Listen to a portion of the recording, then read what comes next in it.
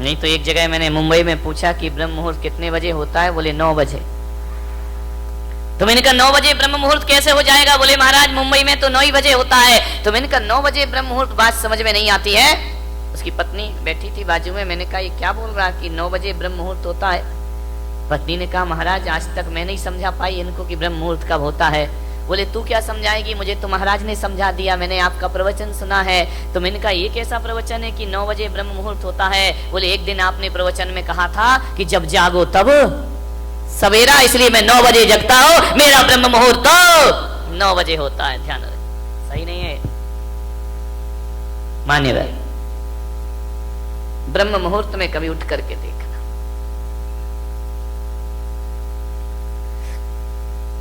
आकाश की तरफ देखोगे, सुबह भी आकाश की लालिमा होती है और सांझ भी आकाश की लालिमा होती है।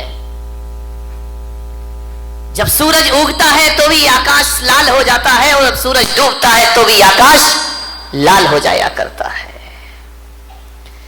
सुबह प्रातःकाल पक्षियों का कलरव सुनाई देता है तो सांझ भी कलरव सुनाई देता है।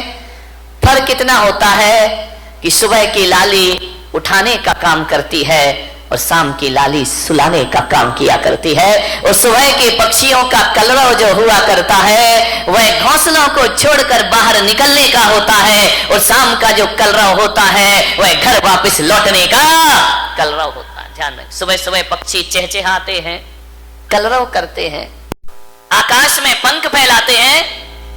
ऐसा लगता है सुबह सुबह उन्हें देखो कि जैसे बड़े महोत्सव में शामिल होने के लिए जा रहे हो। पक्षियों के जीवन में कितना आनंद है, कितना संगीत है।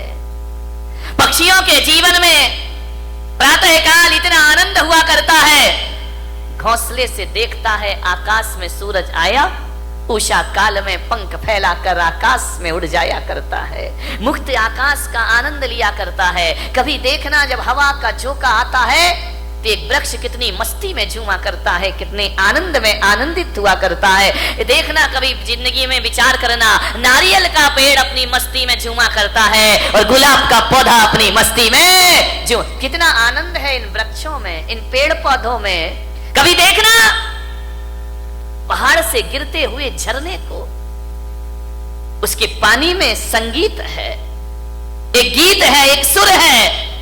बड़े संगीत के साथ पानी झरना बनकर के धरती पर गिरा करता है, बड़ा आनंद है। कल कल निनाद करती नदी को देखना, कितना आनंद है उस नदी में, अपनी मस्ती में रहती है, अपनी मौज में रहा करती है। चिड़िया आनंदित है, पशु पक्षी आनंदित है। एक गाय का बछड़ा जब दौड़ करके रंभाता हुआ मां के पास आता है, इतना आनंद उस बछड़े में हुआ करता है। मान्यवर, मैं आपसे निवेदन करने जा रहा हूं कि पेड़ पौधे आनंदित हैं, नदी आनंदित है, तालाब आनंदित है, झरने आनंदित हैं। कितना आनंद है इस संसार में, सुख ही सुख है मेरे भाई। विचार करिए आप, प्रकृति का कण कण आनंद में जी रहा है। आसमान आनंदित है, जब रात होती है ना तो हजारों सितारों को आसमान लेकर धरती पर अपना सौंदर्य का रूप दिखाया करता है। आकाश में चंद्रमा चमका करता है। ध्यान रखिए, ज्यों ज्यों रात गहरी होती है आकाश का सौंदर्य बढ़ते चला जाता है, बढ़ते चला जाता है। आकाश आनंदित है, धरती आनंदित है, नदियां आनंदित है, पेड़ पौधे आनंद में जी रहे हैं, पशु पक्षियों के जीवन में आनंद है। अफसोस है आदमी के चेहरे पर आनंद दिखाई नहीं दिया। आदमी क्यों निराश है, आदमी क्यों उदास है, आदमी को ऐसा क्या हो गया है? एक चींटी भी जीना चाहती है, एक नासमझ जानवर भी जीना चाहता है, पर आदमी को क्या हो गया? ये मरने के षड्यंत्र रचा करता है, ये मरने की तैयारी किया करता है। आज तक किसी जानवर के मुख से ना सुना होगा कि हे भगवान हमें उठा ले, लेकिन आदमी के मुख से तो कई बार सुना है कि अब इस जिंदगी को जिया नहीं जाता, हे भगवान मुझे इस जीवन से उठा ले, इस जीवन से मुक्ति दे दे। क्या घट जाता है हमारे जीवन में ऐसा? आदमी मृत्यु के षड्यंत्र क्यों रचता है? ये आदमी अपनी ही हत्या करने के लिए तैयार क्यों है? मान्यवर, अपने ही जीवन से लाचार हो गया ये इंसान। दुश्मन बन गया। अभी तो ये सुना था कि दूसरे दुश्मन हुआ करते हैं, हम ही अपनी जिंदगी के दुश्मन खुद बन करके तैयार हो गए हैं। आपने जीवन से अपने आप को खतरा हो गया। कभी आपने सुना किसी भैंस ने आत्महत्या की हो? सुना? कभी विचार किया है? कभी आपको अखबार में पढ़ने को मिला है कि आज एक भैंस ने गुस्से में आके आत्महत्या कर ली है? कोई जानवर आत्महत्या नहीं करता है। किसी भी जानवर को समय से पहले मौत को बुलाते हुए आपने ना देखा होगा। कोई देवता समय से पहले मरने का नहीं सोचा करते हैं। नार की सोच भी ले तो मर नहीं सकते हैं। आदमी को क्या हो जाता है कि क्यों जीवन से हार गया? थोड़ी सी प्रतिकूलताएं आई और आदमी जिंदगी से हार जाता है। नहीं मेरे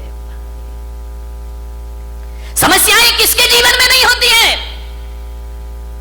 राम के जीवन में समस्या थी, महावीर के जीवन में समस्या थी, कृष्ण के जीवन में समस्याएं थी, जीसस के जीवन में समस्याएं थी, आचार्य शांति सागर के जीवन में समस्याएं थी, आचार्य कुंद कुंद के जीवन में समस्याएं थी। समस्याएं किसके जीवन में नहीं होती है? ऐसा कोई है? समस्याओं से रहित जीवन नहीं होता, ध्यान रखिए। और हकीकत में देखा जाए तो समस्याओं का नाम ही जिंदगी हुआ करता है। आसानी से जिंदगी मिल जाए तो जीने का मजा खत्म हो जाएगा। एक बात बताइए, यदि समस्याएं नहीं हो तो फिर जीने का मजा क्या है?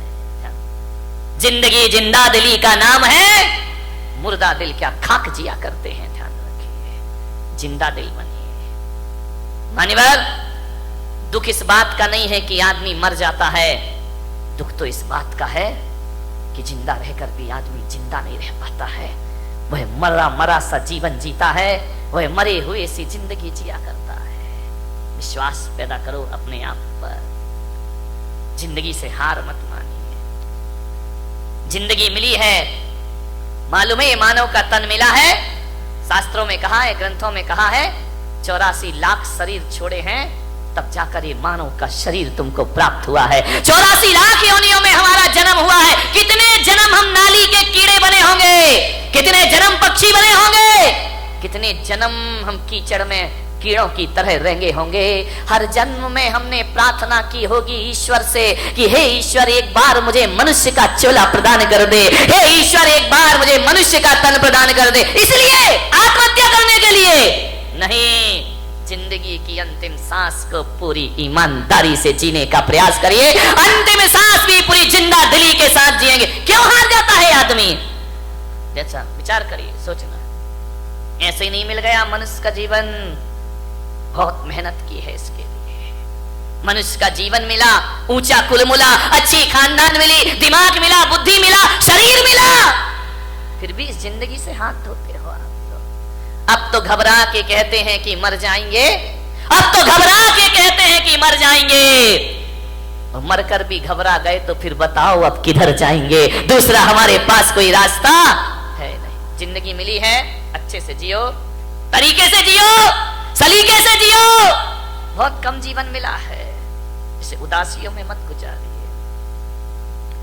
जिंदगी भीख में नहीं मिलती, जिंदगी बढ़ के छीनी जाती है। जिंदगी भीख में नहीं मिलती, जिंदगी बढ़ के छीनी जाती है। अपना हक संग दिल जमाने से छीन पाओ तो कोई बात बने।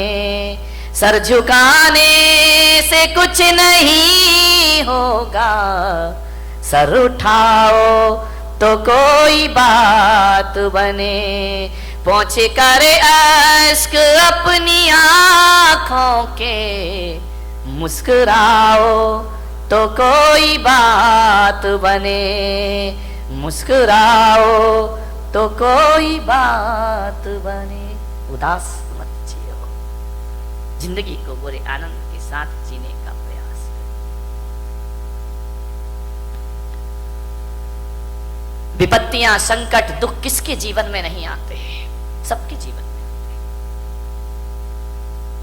मुश्किलें आती हैं, परेशानियां आती हैं, विपरीत वातावरण बनता है, लेकिन जीने की आस मत छोड़िए।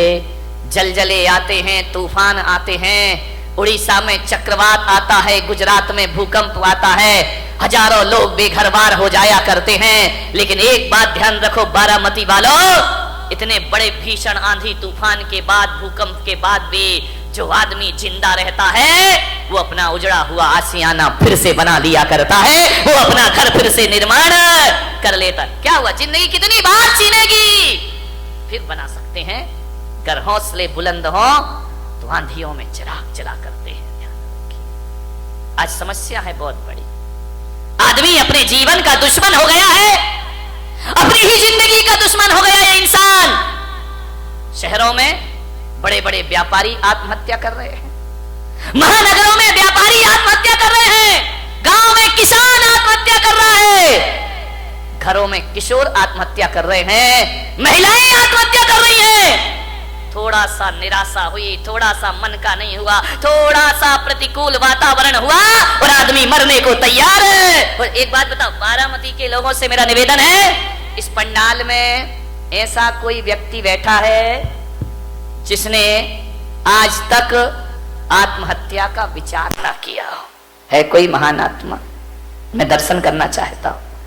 एक बार भी पूरी जिंदगी में मरने का विचार नहीं। महिलाओं तुम्हारी तो जय हो पंचम काल की, ये तो इतनी बार मरती हैं लेकिन एक बार भी नहीं मरती है।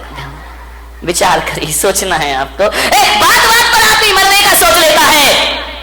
ऐसा कोई नहीं होगा इस दुनिया में जिसने अपने पूरे जीवन में एक बार मरने का ख्याल भी ना लाया हो।